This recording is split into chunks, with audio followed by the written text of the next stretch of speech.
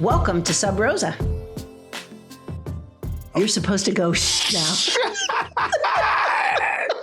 I'm so geeked at what we just talked about. Yeah. Yeah, a little behind the scenes. So we normally record this during the day. I had some horrible tech disaster. So we're recording this in the evening.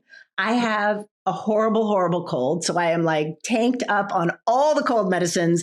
And this is like the third thing that we've recorded in a row. So we'll see how this goes. This could be very interesting. Interesting. That could be. I got the shit in there. So we're perfect, right? That's good. All right. So, someone wrote in and asked us this. And by the way, if you want to contribute, WTF@badbossbrief.com. This is the question. My boss defers to the wishes of other bosses at his level rather than running interference for us, his team. Mm-hmm. He lets the other managers dictate how his team functions in the org. What can we do? Oh my God! This is a weak boss. This is terrible. I go back to James Dean in Rebel Without a Cause. She says one thing, he says another. You switch back and forth. Somebody's got to hold the line. My heart goes out to you.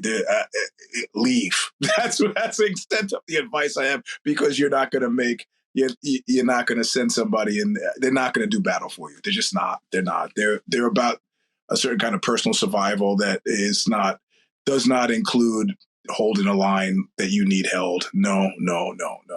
Yeah. And I agree. And you now know everything you need to know about this boss.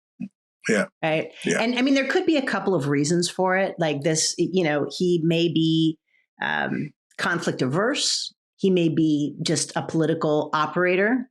He clearly has no loyalty for his team. He also probably doesn't have common sense, right? If you're allowing yourself you and your team to be pushed around to meet the other, like political agenda of some other managers, you're not going to ever get anywhere doing that. Right? I mean, yes, no, you disagree? There's a guy he's a fairly high-ranking executive.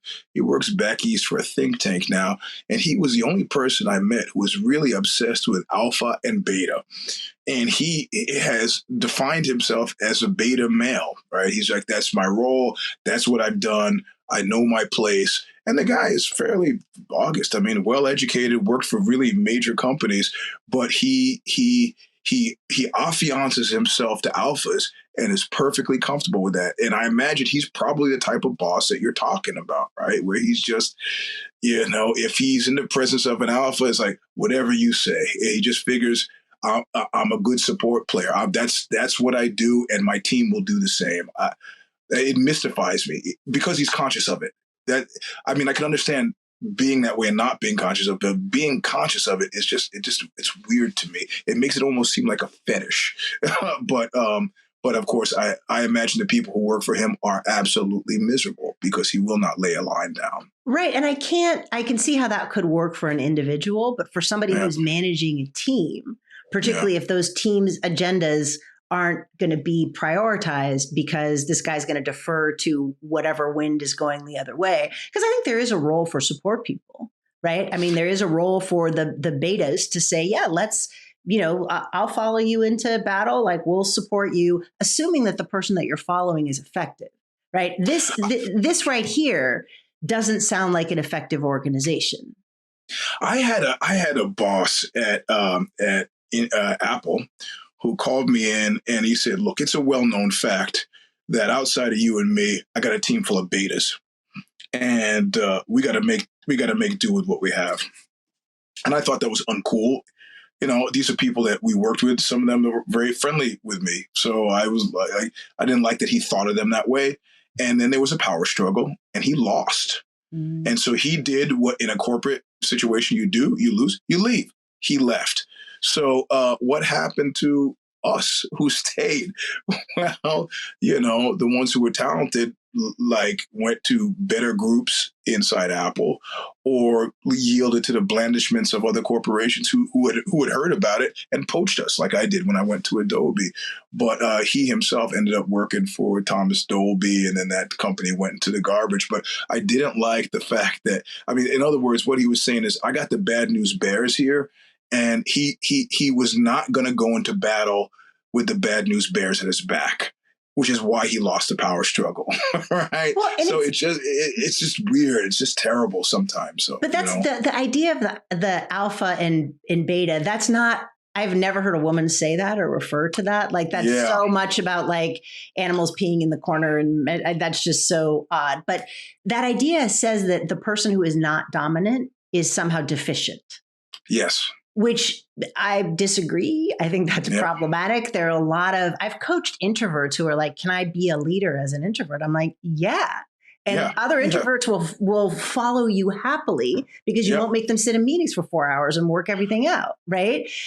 Said as an introvert myself. But I think that's what's interesting, right? Is that there's that kind of labeling people who don't act like him, who aren't alphas, air quotes. But I think what this person might want to look at is if there's this level of jockeying, it's probably not a healthy organization.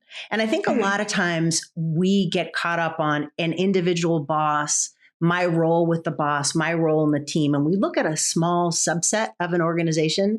And sometimes it behooves us to pull back and be like, how come this dysfunction is happening?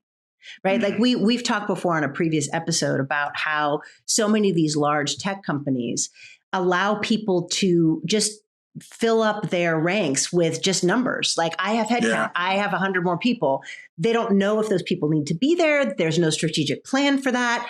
And there's just rank mismanagement in a lot of these organizations. And I think rather than saying this person is a weak boss, which clearly they are, how is this person allowed to function? How is it that those managers who are all at the same level are like jockeying for power and fiefdoms? And it doesn't sound like there's any sort of like, how are you actually doing? Right? Because part of the idea with strategy is there's a plan.